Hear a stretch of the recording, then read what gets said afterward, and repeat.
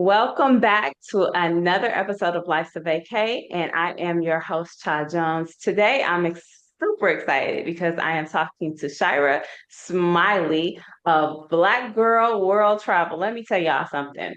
If you are living your life just through Instagram, Facebook, TikTok, and you're not out here in these global streets living your best life, then you're not really living.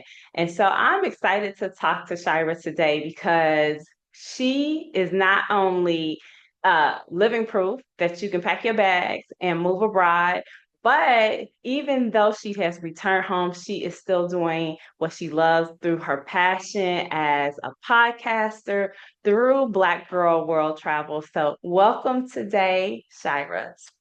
How are you? I'm so good. Thank you for that warm introduction. I'm very excited to be on the podcast. Now, I didn't do an introduction. You can do an introduction for yourself. So tell us, who are you and what are you doing? And let Mhm. everybody know who you are and how you do what you do. Thank you. So my name is Shira Smiley. I am the owner and founder of Black Rural Traveler. First and foremost, I identify as a healer in this work. Um, Travel is just one mechanism that I've been able to use and find to heal myself, help heal others. But I definitely identify as a healer. A little bit of background. So I was born and raised in Philadelphia, had never traveled or never had any memories of travel prior to the age of 18. I went to college. I went to a small, predominantly white liberal arts institution. Don't recommend that, but I was able to I was able to travel abroad as a result of generous financial programs that the school had. So in 2017, I lived for 4.5 months in Ecuador, Quito. And then prior to that, in 2016, I was able to spend a week or a little over a week in Havana, Cuba. And those two experiences really changed my life. I am a child of an immigrant. I'm Jamaican, but had not returned to Jamaica until I was 18 years old. So travel has always been in my blood, but it wasn't until I went to college that I really saw the importance of travel and how Black people are viewed and Black women specifically are viewed outside of the United States. I mean, in Cuba, it was just like, they think Black people are like gods, like they worship Blackness. Blackness is the center. Whereas when you're coming from America, whiteness is the center. And then I kind of had a reality check studying abroad in Ecuador. It was definitely difficult, but still, it was eye opening to see our Black siblings in Ecuador. They would, come up to me and say, we want to be like Black Americans. We want to be like Malcolm X and Martin Luther King. It's just like this adoration of Black Americans that I did not know existed because it wasn't taught to me. It wasn't in my history books. But those two experiences really made me want to travel. And so as a result, when I graduated college in 2018, I backpacked Europe. So I did 14 countries in 8 weeks. That was a phenomenal experience. I loved it so much that during that time, I decided to move to Spain. And so the following year, immediately, well, no, not after the following year, immediately after ending the backpacking trip. Once I got my paperwork, I moved to Spain. I was an assistant English teacher. I did that for a year, lived all around Europe, traveled all around Europe, but my base was Spain. But as people know, like I was never in Spain. I worked a 4-day work week, and then every weekend I was somewhere new. Um, so I did that, and then my plan was just I really was outside a little bit too much and acquired some credit card debt, decided to move back to the United States. And my plan was to pay it off and then move to Southeast Asia. I love the feeling that I got from traveling. Really, solo travel is what solidified me in this space. There was so much reflection happening, so much healing from life, from childhood trauma that was happening because I was forced to sit with myself. I moved to Spain only knowing Spanish, but I knew no one. And so being 22 in another country, that was pretty looking back, it was pretty gutsy at the time. I was just like, I'm ready. I know Spanish, nothing's gonna happen. I'm ready. But looking back, it was definitely a gutsy, bold move. And so I moved back after that year. I wanted to stay, but I just had the travel bug for wanderlust. And so I moved back to the US with the hopes that the following year I would be able to move to Southeast Asia.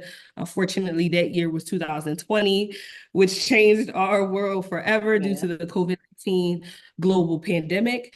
And I have been living in the United States since that time. Travel has looked a lot different for me, if I'm being honest. I spent 1 year traveling across the United States, house sitting, and then I spent another year as essentially a radio producer for a local non or not a local, but a nonprofit based out of New York. And that was those 2 years, I would say, really helped me appreciate America in a new light. I'm from Philly. I'm from the East Coast. I never felt the need to really travel outside of Philadelphia, specifically in the United States. So moving, living in California for periods of time, living a lot of time in the Midwest, learning about because the Midwest is what the majority of America is. The majority of America does not look like Philly. It opened my eyes to American culture and really learning the American fabric and the way of life. Um, After those 2 years, I am now still at home. I'm still in Philly. And I have, a stereotypical 9 to 5 job that I'm actually doing really purposeful work. I'm using my voice. I'm in politics, but my goals are still to get back out there on the road. And how I'm able to keep that love of travel alive is I own my own travel agency. So Black Girl World Traveler started as a blog in 2018, and it was just to document that backpacking trip that I talked about earlier. It was to document the backpacking trip and the Spain trip because I knew I wouldn't remember it all. I knew it was once in a lifetime. I was 22 and doing crazy stuff. So Black Girl World Traveler went from a blog, and then here now in 2024, it is a full-blown, full-service travel agency. We specialize in um, solo and group travel. We can do any travel. We can book you to go anywhere in the world, but that's really our focus. Solo and group travel. That's the travel that I'm most comfortable and familiar with. It's also what I, as a traveler in this space, recommend, specifically solo travel. I want Black women to be by themselves when they travel. But when you are traveling for extended periods of time, you definitely need your community, which is why I'm also a big proponent of group travel as well. We host group trips as well.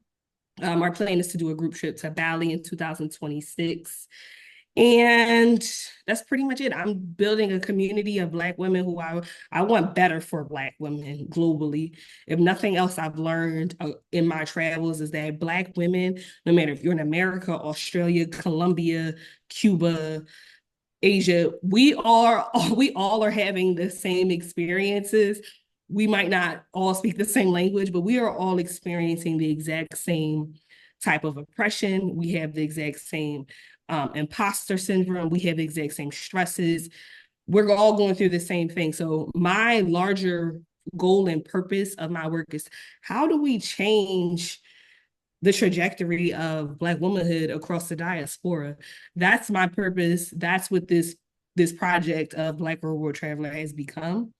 And that's why it was really important for me to start my Black Girl World Traveler podcast, which, child, you were a guest on. Our episode is coming. um, it's important. It was important for me to start that podcast because we have to talk to each other as Black women across the diaspora. You're in Malaysia, I'm in Philly, but us talking outside of that, we connected. We're all having the same experience. We might be just different ages and different spaces in our lives, but we've got to come together.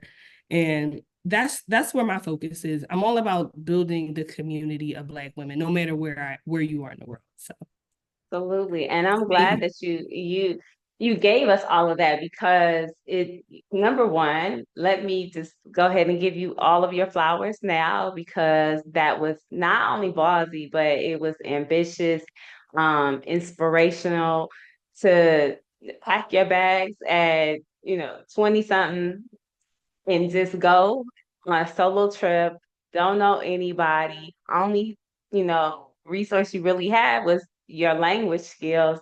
But to be in a foreign country on your own at that age and just be like, I'm gonna do this, that is amazing. And so I commend you for that because there are so many people, hell, there are people who are 60 that haven't left the confines of whatever wherever they grew up at, and that's all they know. They may go on like a little excursion and to visit a family member somewhere, but for the most part they're living their day-to-day life in what's normal to them, right?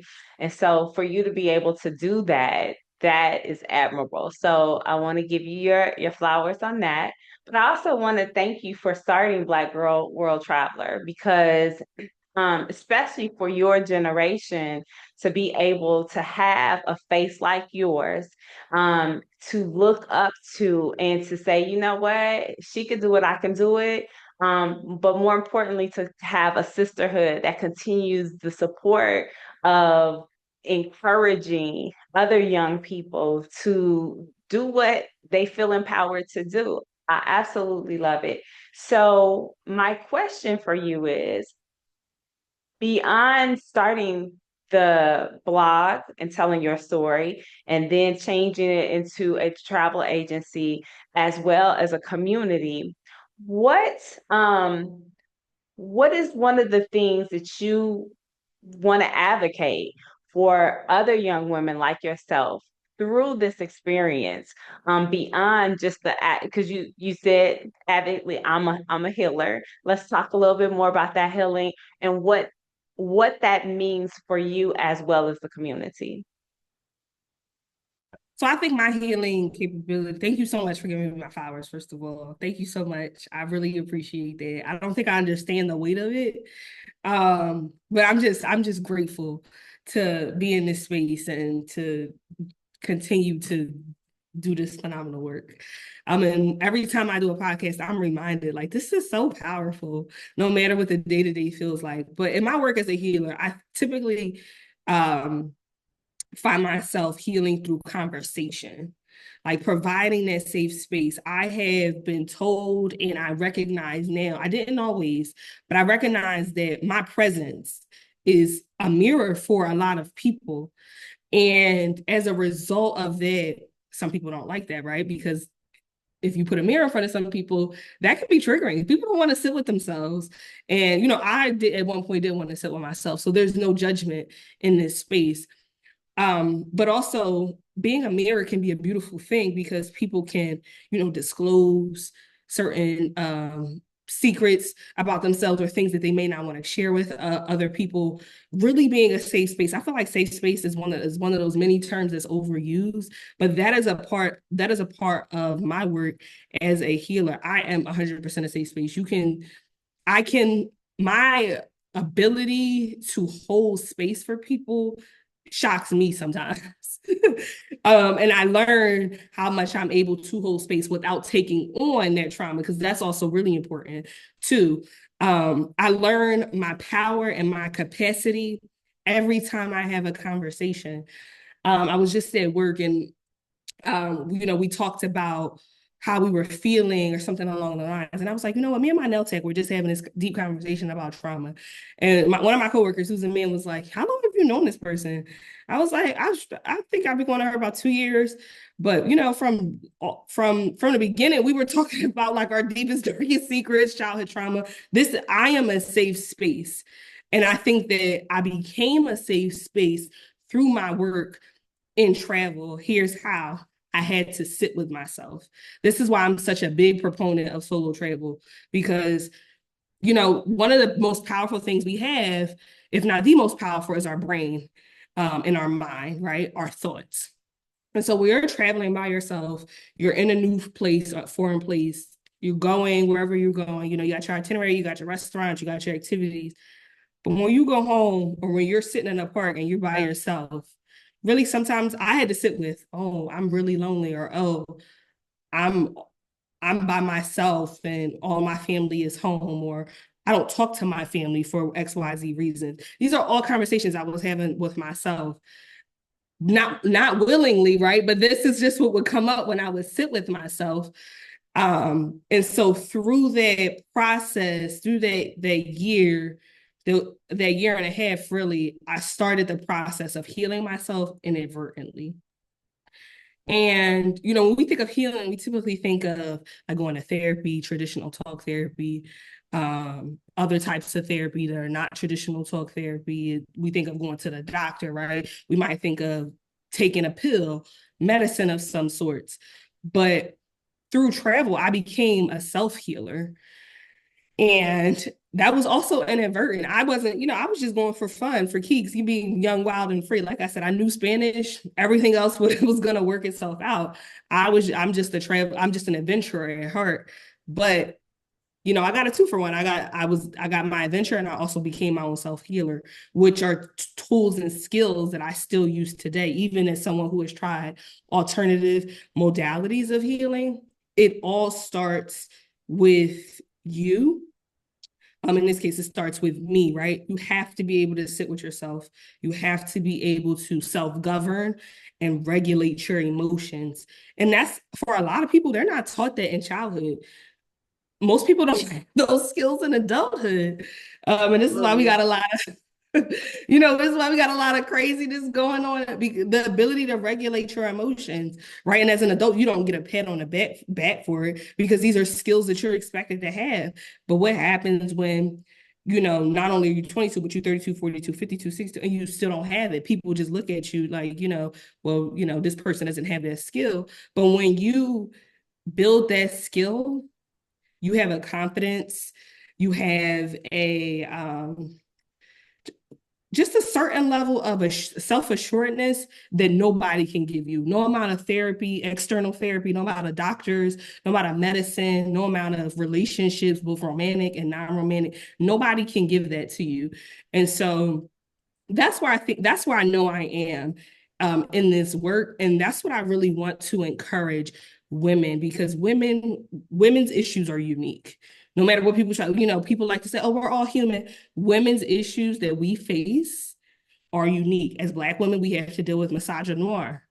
No one is coming to save us. I hope we know that. I think we do now, especially like in the communities that I am in. I think we 100% got it. We have to save ourselves. No one is coming, no matter how much, we wouldn't be this oppressed if we weren't powerful, right? Those are just the facts. So if no one's coming to save us, if we are these powerful beings, because we are being oppressed, because if we weren't powerful, there would be no need to oppress us.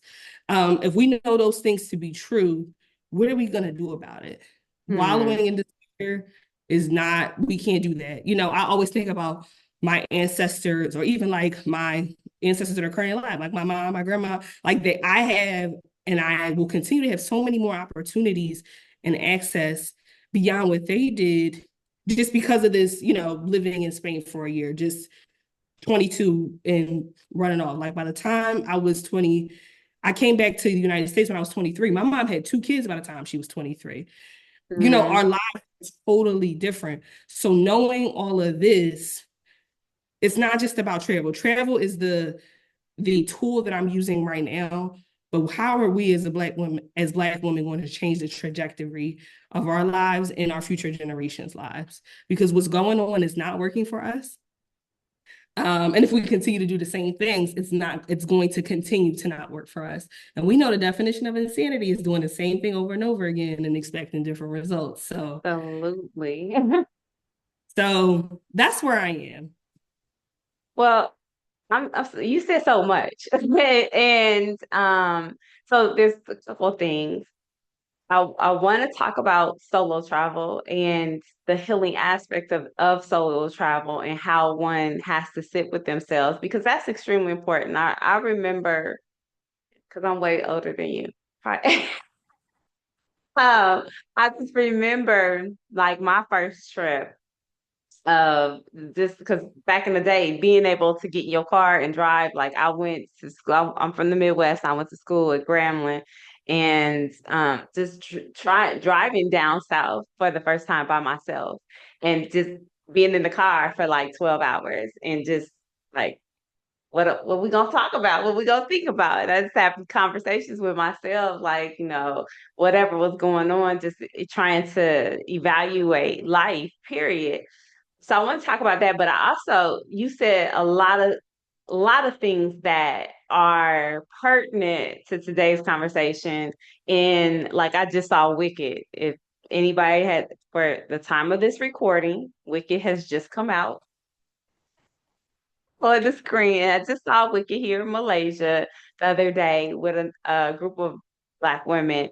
And everything that she talks about is what the movie was really about. Like, you know, being oppressed for being different or being oppressed because you have the power. And people don't want you to see that you have the power because then if you have the power to change things, then if given the resources, you'll do it, right? Or hopefully that's what you'll do. So there are a bunch of different things I really want to talk about, but we'll start with the fact that solo travel is something that you advocate for, it's something that you did, and it empowered you to heal because you had to sit with yourself. But for those who don't feel comfortable, what are some of the things that you feel are beneficial for actually going out on a solo trip? And why do you think that's important for people to actually take the the benefits and apply them to their lives? Sure. So separate from self-healing, solo travel is freedom, right? You don't, how many of us that are listening to this podcast or watching this podcast have had an idea of a trip, but it fell through because people didn't have their money, right? People's money wasn't right. The dates didn't work out. You couldn't agree on the location. I'm going through this now with a group trip. We've had to change the date several times to accommodate people and to accommodate people's budgets, and there's nothing wrong with it. But when you're a solo traveler, you are, you're making the final decision. You're calling the shots. It's a conversation between it's you versus you, essentially. So freedom. Freedom to get up and go as you wish once you get to the location. There's no debate about activities you do, restaurants you go to, or budget. On top of that, it's easier to make friends. People, and if you're a Black woman, people are drawn to us. We are magnetic because we're magical. And so when you are a solo traveler, you will naturally make friends by yourself. It's easier to accommodate one person than it is to accommodate a group of four or even a group of two. I can't tell you how many times I've walked into a restaurant or into a bar that was a restaurant, and it's completely booked, but because I'm one person, they will find a table for me, or they will make an exception for me to sit at the bar. So it literally is packing or traveling light, if you will, because you only have yourself to worry about. I also think too, it's just uh, especially if you are someone who grew up with siblings, it's nice to be able to just be the center of attention. Honestly, I'm a middle child, so I'm the forgotten one. I love it when, I'm able to just, when I meet people and who are you here with? Me? I mean, can you take my pictures? It's all about me. If you are someone who, enjoys the spotlight, even if you're an only child or if you're one of many, it doesn't matter. You are the center of attention. And so outside of self-healing, there's just this self-love component which we all can benefit from, that comes from solo travel. It's nothing in the world like your freedom and being able to pick up and go. I think it's something that we take for granted, but please, please, please, I cannot underscore it enough. So there are benefits. You'll make friends easier. You'll get into restaurants and bars and clubs quicker because you're by yourself. You don't, and you get to decide and be the architect of your trip because you don't have to consider other folks' opinion. So those are just some like basic surface level benefits outside of the self-healing components to why I am a huge proponent of solo travel.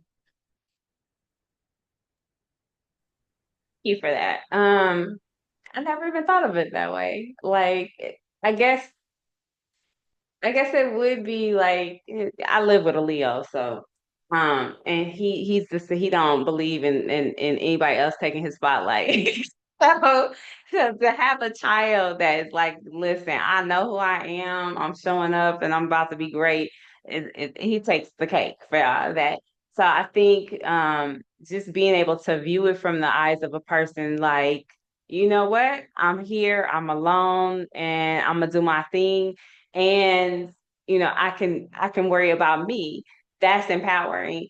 So I never even looked at it that way. But thank you for giving me a new perspective on that because I think sometimes you think of solo travel and you're like, oh, that has to be boring, like you out there by yourself.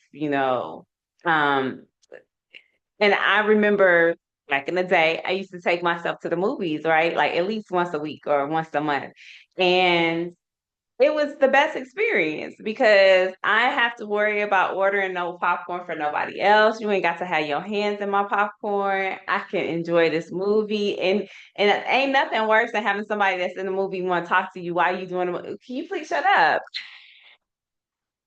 This girl. So, so I guess I can see like how solo travel can just be very empowering when you're like, I can just do me. But what about those moments where, especially for people who are extroverts, like for an introvert, that's easy for me. I can go places by myself and I'm okay because I don't need anybody to get my energy from. But what about the extroverts, the people who absolutely need all of these sensories to kind of embody so that they can move forward? It could kind of be lonely for them to be out by themselves. And, even though they're extroverts, it's easy for them to kind of talk to people. But sometimes not having companionship or friendships that are moving with them can be lonely. What do you say to those people who have those issues? What if they looked at it differently, what perspective can they gain from being alone versus part of a group? I think it's two-sided, right? If you're an extrovert and you're like, I need to be around people, you'll realize on a solo trip how fun you actually are, and how you may not actually need people. You'll be like, damn, I really am a whole party by by myself. So there's that piece to it. But I also think that goes back to you. It'll challenge yourself, right? Challenge yourself to be able to sit with yourself. Because sometimes people are not all the time, but sometimes people are extroverted to cover up the fact that they really are introverted on the inside, but they feel like they need to be around people, so they are more extroverted. That can be a hit or miss, but I would challenge the extrovert um to see yourself as being like the life of the party and proving to yourself, you know what, I am a hit. Okay. I went by myself and I still had a great time. But also on the flip side, because you're an extrovert, you're not scared to talk to people. You're gonna make friends wherever you go. You know, there are Facebook, no matter where you're going, there's Black people all over the world. So there's Facebook groups, Black people in San Diego, Black people in Houston, Black people in Tulum, Black people in Cartagena, Black people in Thailand. So wherever you go, if being around people is that much of a concern to you, I would say um, build an itinerary that will prioritize you being in, large spaces or spaces where there are for sure going to be people there, but also reach out to people beforehand. As an extrovert, you're not afraid to, take that, to make the first move. I know I'm a socially skilled introvert, but I'm never afraid to like message a person first to say like, hey, I saw you, you came up on my Instagram feed, or hey, I like your swimsuit, or something trivial like that. Never be afraid to make connections before you arrive. That way you feel a little bit more comfortable before you actually take your trip. Like, okay, I met these three people beforehand. They know when I'm going to be in Cartagena, and we're going to get drinks on Friday and Saturday or something like that. So it's two-sided. Either prove to yourself that you are truly the life of the party, or on the other hand, plan a trip that will prioritize you being in public social spaces. You can also, not just Facebook, meetup.com. You can find events on Eventbrite. And also try to meet people in events, meet locals too, because locals are, and for the most part, obviously practice, be safe, always go with your gut. But if you meet locals that are willing to like show you around, you got your friends right there. So Don't worry, extroverts. The solo travel is still for you, I promise. Absolutely. Because that is the case with most extroverts that they don't, you know, have an issue meeting new friends. Like my baby daddy, he don't mean not a stranger. I'll be like, listen, why are we talking to all the people? Let's just keep it moving. But for you, you mentioned that you're the middle child and going abroad. Were you the first of all your siblings to travel abroad? Yeah, so I am a middle child, but I grew up like the youngest child because my little brother is 15 years younger than me. So my sister and I are 2 years apart. So I was 15, she was 17 when my little brother was born. So when I left, he was like 5. No, Okay. when I left for college, he was 1 years old. So when I went to Spain and was all around Europe, he was 5, 6 years old. So yes, I was the first one of my immediate family to go to college, to leave the country. So it was all new for me. I didn't have a blueprint. I didn't have support. It was, just vibes and just vibes, a good time, and the knowledge of Spanish. But I'm so happy that I did because my sister has children, and I remember after moving back from abroad, my niece was like, my grandma, her great grandma, showed her my YouTube videos. And that was a amazing moment for me because now, I'm not a parent, but I am an aunt who is very involved and active in my nieces and nephews' life. They have a blueprint, I'm like, there's no excuses now. We're doing this. I didn't know the funding resources back then, but I know them now. You know, y'all need to do this. I have 3 Black nieces. We're on it. We're doing it. You want to move to another part of the US? Absolutely. I feel Philly. People really don't leave Philly, and there's a whole big world to see. And so I'm totally okay that I am the foundation of travel for my immediate family. Well, as a person who has done many firsts, let's talk about that because being the first can not only it's inspirational in many respects.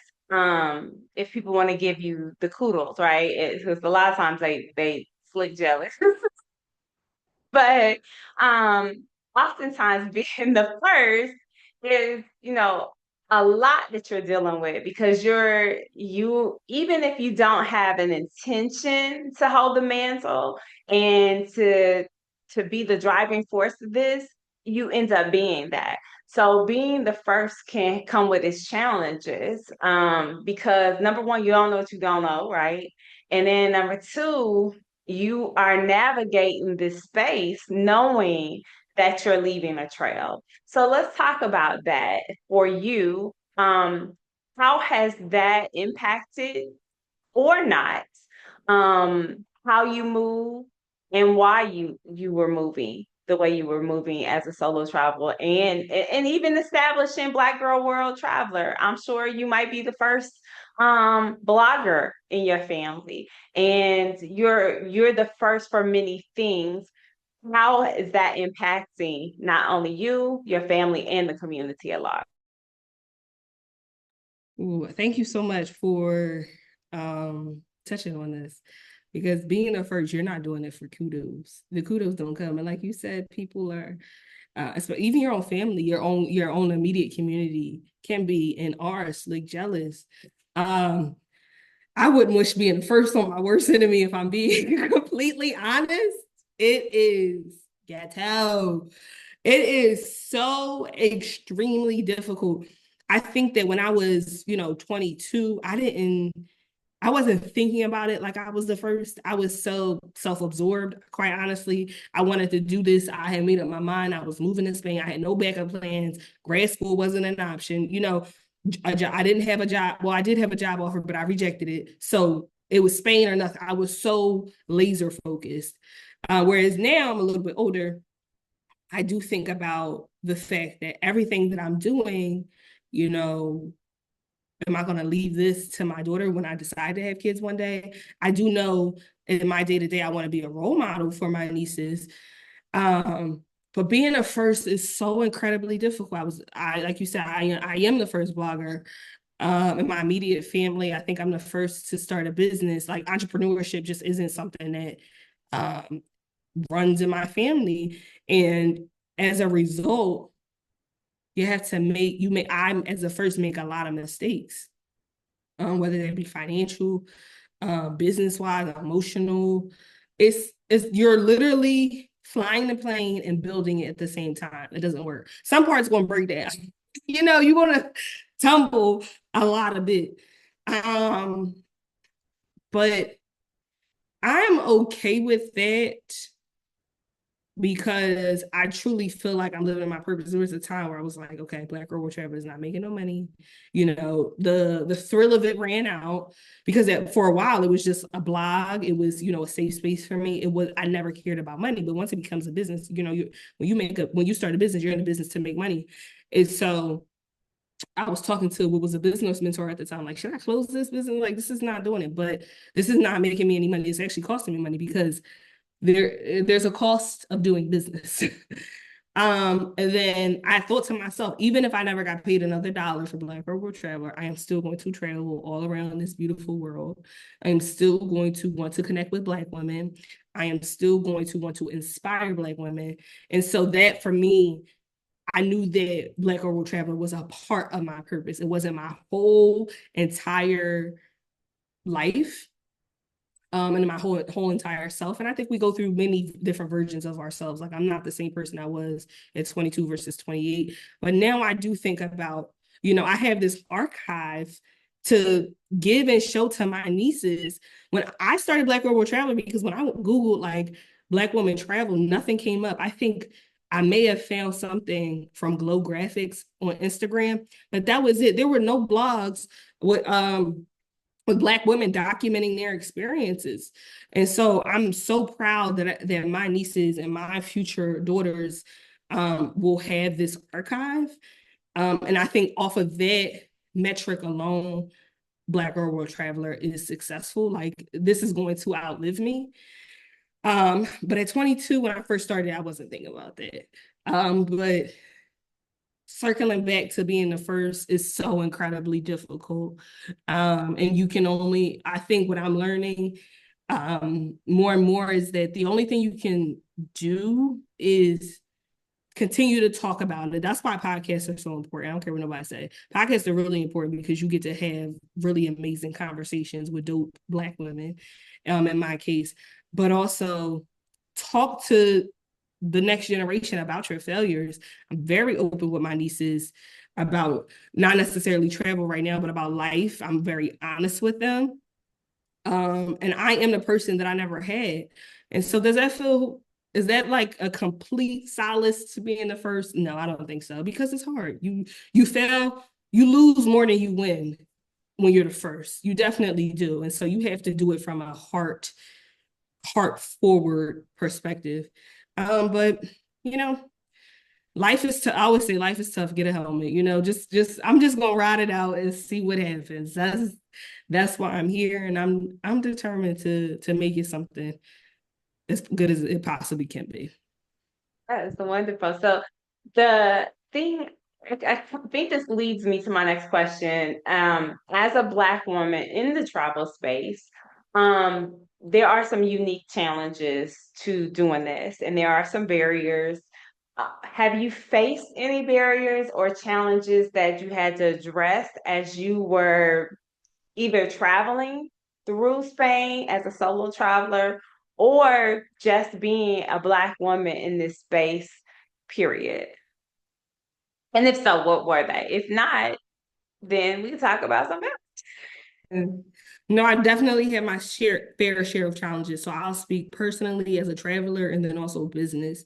So I think as a traveler, Black women, right? We are magnetic. People are drawn to us. Sometimes they cross boundaries. Sometimes they want to touch your hair, completely inappropriate. And you are gonna have to develop that skill of verbally affirming your boundaries. So like the unwanted touching. There is racism globally. Race is a uniquely American concept, but there is racism globally. I have been catcalled horrifically in Italy. It's one place in Italy is a place I actually love, certain parts of it, but in like Milan, men would like yell out their cars, and it was off-putting to me because you know, American men catcall to a certain extent, but it was so vitriolic in Italy. In Morocco, we decided to garb in normal in hijabs out of respect because Morocco is a predominantly Muslim country. But a man has grabbed me before, and I'm like ready to fight. Like and so I'm here to say that solo travelers, Black woman is not always, easy peasy. But I will say that I've had more amazing experiences that I have had hard experiences. But it's just about being aware. It's about having that itinerary. It's about someone having your location or knowing the address and phone number to your hotel room. It's about checking in with your loved ones. If something doesn't, if I don't check in with you on these XYZ dates, you know, call the hotel to see where I am. Come see about me. It's about, so building your safety plan too, I think, is necessary. And I didn't have that when I went. I just was going and I was learning and I was, sometimes falling as I went. Now, in terms of the challenges of Black women in the travel business, people don't want to pay. They want access to you. I'm a blogger or and a writer. They want you to write for free. They want you to come speak for free. They want you to do all these things for free. They want to feature you in their publications for free. There's definitely a colonial mindset and like ownership of Black women that's pervasive throughout the diaspora that has been incredibly challenging to navigate, and is honestly why I've just been like, in the past, like I'm not doing this. Like I'm not doing this for free. I'm not doing these. I don't want to do it. And that's a challenge when you transition your business or your hobby into a business. Because like I said, Black Girl World Traveler was just a fun blog for me. I was doing it for fun.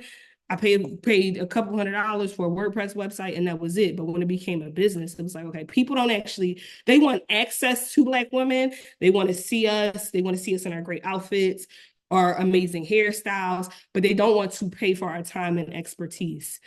And so that's been a real challenge, and so those two together, both the personal and the business challenges, that aside, you have to know why you're doing this in the first place. Because like I said, it has made me question at times, like, I don't want to do this shit no more. Or like, I need to stop traveling for a while, especially after Morocco. That was in 2019. I went to Morocco for my 23rd birthday. I was like, I need to sit out. What am I be in a Moroccan jail? Because I was ready to square up. Like the catcalling is one thing, but like putting your hands on a woman because she's not, and he grabbed me to like get my attention because I was purposely ignoring him, the catcalling. So all of that aside, I know that Black Girl World Traveler is my purpose. It's a part of my mission, because none of that deterred me. And so in life, it's like a 9 to 5. It's like any relationship. You're going to have your terrible moments that may knock you down, but don't let it knock you out. Well, I love that. That's that's a great way to end things. However, I do have one more question because I want to get the whole transformational experience that you had. And I know that that's impossible because that is continuous, and you're still transforming. But what was one of the most transformative experiences throughout your travel to date, that taught you about yourself, in the world? And that's how we're gonna end it. Okay. I gotta go back to the beginning, 2016, Havana, Cuba. I learned to love my Blackness in a new way. Like I said earlier, in Cuba, in America, mainstream culture is white culture. Like that is the center. That's whether we realize it or not, the most popular movies, the TV we consume, the magazines, it's all Eurocentric at its core. But in Cuba, it's like Blackness is the center. Blackness is beautiful. All the different musical forms come from Eastern Cuba, which is where which is predominantly Afro-Cubans. And so seeing myself in a more positive light through the interactions I was having with others made me realize there's more than one way to live. That is what travel is going to teach you, if nothing else, right? People talk about travel as education. Travel opens up your mind and your eyes. And I will always be grateful for that experience that I had at 19 years old. It opened up my life. I'm beautiful. And I knew I was beautiful, but just to see that as the center, right? As Black people, especially in America, we're used to seeing ourselves be subjugated, whether we realize this or not. And I grew up in Philly, a predominantly Black city. We're used to seeing ourselves subjugated and under the boot of Black people, for lack of a better words. But in Cuba, Blackness is gold, baby. You know, and I will never forget, like, this girl, she was in my class. She was like, a man was like, basically calling me beautiful, and she was like, who is he talking to? And they were like, oh, he's talking to Shira, like my other classmates. Like it became a thing. And what I like about Cuba is that I didn't feel like I was being fetishized. It was just genuinely people being like polite. But she said it in their interaction, oh, I guess I'm more of a hit in North America. And this is someone who was white and Asian, like she was mixed. And so she was hating, right? Because she, as a person who was used to being the center and central, wasn't used to that.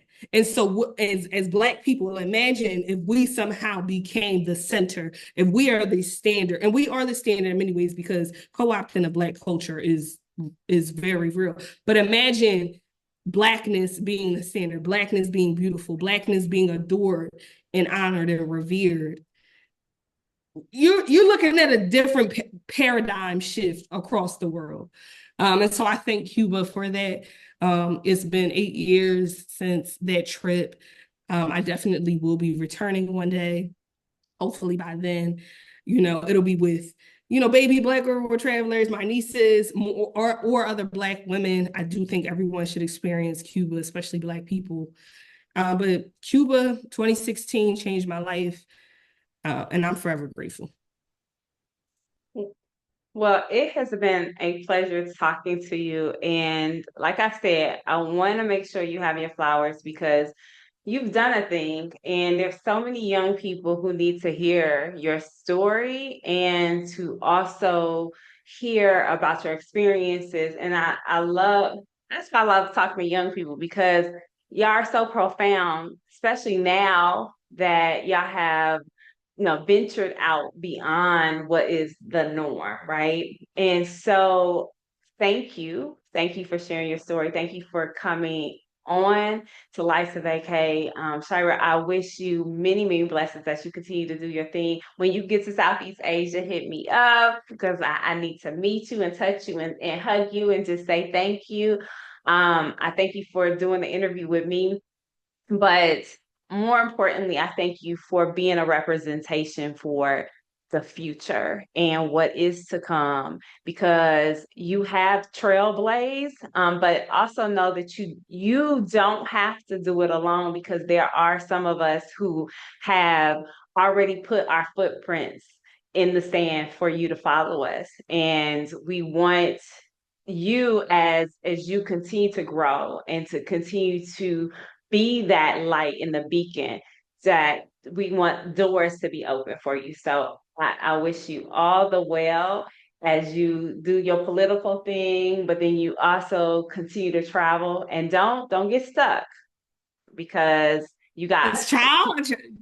Y'all gonna listen to the podcast that's coming this week, y'all, on Black World Traveler. Child will get you together. Okay. Leave these jobs behind. Don't worry. I'm not. I think of you sometimes when I working in 9 to 5. Don't get stuck. You're don't right. get stuck. You got too much in you. Like I said, don't die Yeah. with your music in you. You gotta sing. And so don't get stuck. Amen. And everything lasts for a season Yes. because the next season it has changed. But again, I wish you many, many, many blessings. And I thank you for sharing your story with us. And you have to come back as you continue to grow. Thank you, John. Thank you. It's been a pleasure. And again, catch us on YouTube at Cha Jones. And then also on lifesofak.com. This will be playing on both YouTube as well as the podcast.